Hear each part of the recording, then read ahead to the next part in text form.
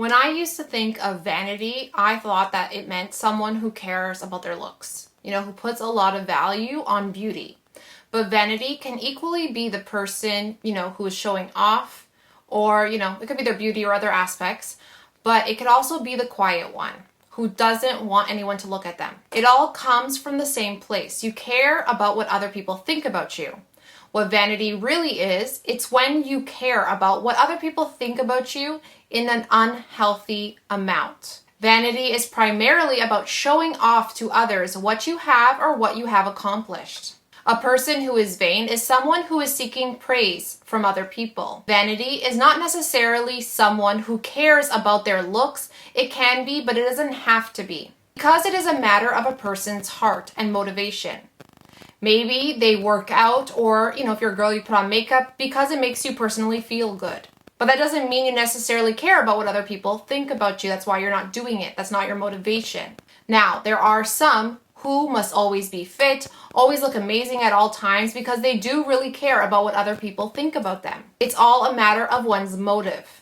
That being said, caring about our looks for people's sake is very common in today's society, where in general we put a lot of value on beauty.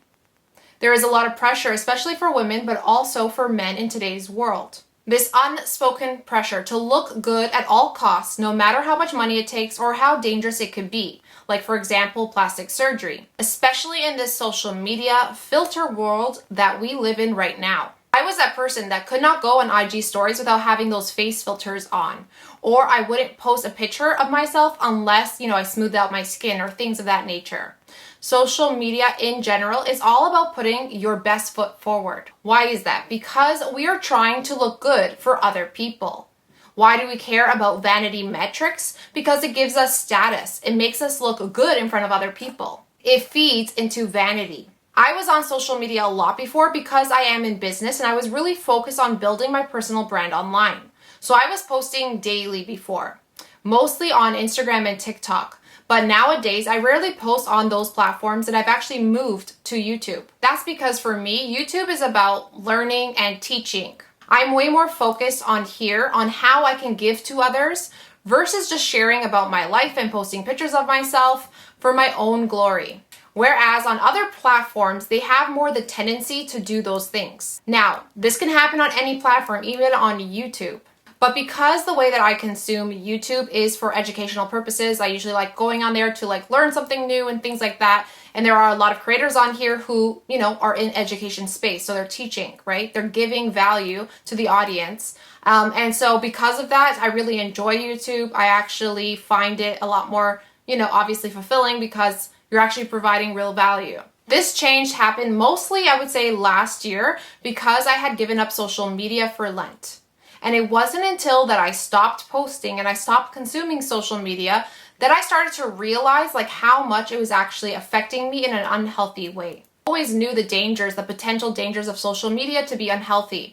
But because my motivation to use social media was to build a brand online and it was for my business, I always thought that, I wasn't really affected by it in a negative way. I always thought that I never had an unhealthy relationship with social media. But I realized that I was affected. One of the first things I noticed was those comments, whether positive or negative. I would change my behavior based off of what other people thought about me, essentially. And I noticed I started to really care about the vanity metrics. Metrics are things like, likes on posts, follower count, things like that. I used to think for the sake of business, you need to look good at all times. So there was this, pressure that I didn't even realize that I always needed to look good every time that I'm on camera. So even though it was in the name of business, at the end of the day, I still cared about what other people thought about me. And that is never healthy. Even if you're doing it for business, it can still affect you if you care too much about the metrics, the vanity metrics, and what people think of you. Also, another thing I noticed is that I've always been someone who was against plastic surgery. I never understood why people would do something like surgery that's so dangerous if they didn't absolutely need to do it. Because for beauty purposes, it's not needed, right? That's just you're choosing to do the surgery, which is very dangerous. I was also against, fillers and things of that nature just because I just felt like they're not healthy, right? But it's interesting because the more and more that I was posting on social media, I actually started to care more and more about my looks. And what I noticed is that I became even open. Like I remember even considering getting lip injections, which was, something that's become very normal in today's society. But that's pretty wild for me because I was against those things. But slowly and slowly, your mind starts to change because you get affected by the media, social media, posting and looking good and all these kind of things. There are so many girls who do these types of surgeries. It's been a phenomenon in recent years, girls getting BBLs, especially lip injections, that's very normal, or any kind of what is it even called? Filters? No.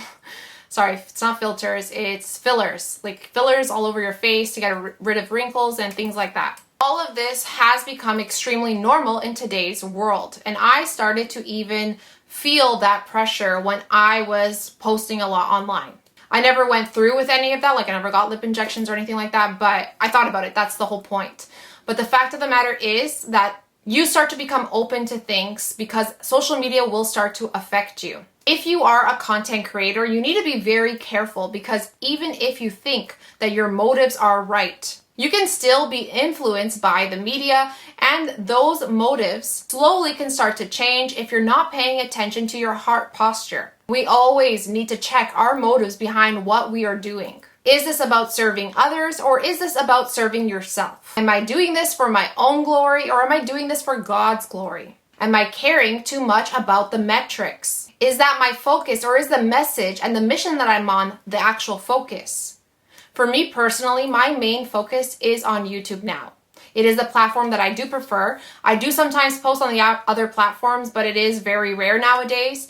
I am consistently debating whether or not I should be on the other platforms just because I don't want to fall back into, these traps of just caring too much about what other people think about me and thinking about the vanity metrics and things of that nature. So I'm still discerning the process of whether or not I'm going to be posting content on other platforms.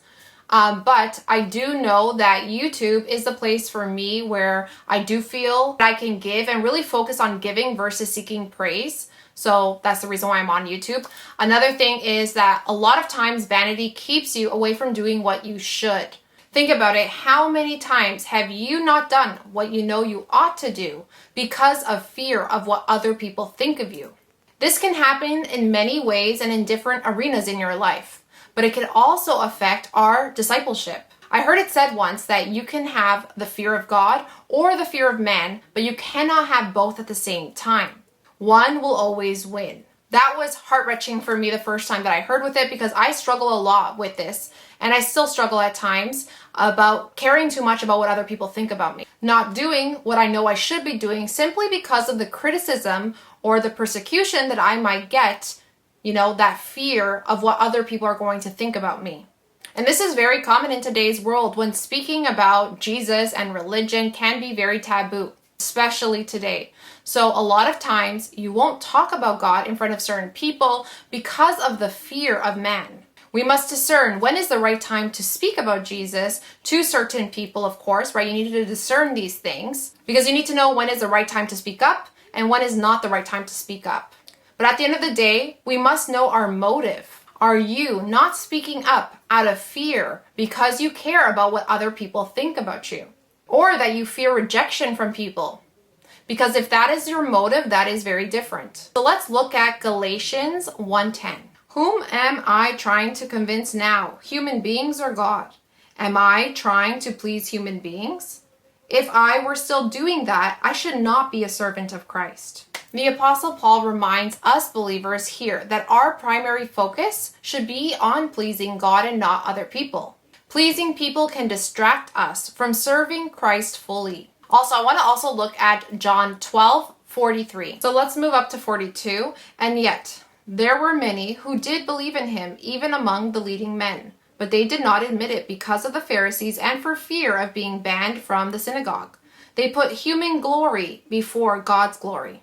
When it comes down to it, if vanity is something that you personally struggle with, the solution comes down to our heart posture. We must always care more about what God thinks over what other people think. And we must always seek out God's praise, not our own. It's important to pray and ask God, help me care more about what you think about me versus what other people think about me. Lord, help me to take away the fear of man and to help me have a holy fear of you. This is a trap that a lot of us fall into. I know that this is something that I struggled with a lot before, and I have, improved by the grace of God. But it is still something that I still struggle with. And so it's something that we need to constantly watch out for, right? We need to understand our motives, and we need to make sure that we're putting God first and that we're not putting other people first, which is extremely hard, right? There's a lot of different situations out there. It could be, family members, it could be strangers, it could be anything, but it is not easy, but it is very, very important. So that's going to be it for today's video, guys. See you guys in the next one. I hope you have an amazing day, and God bless.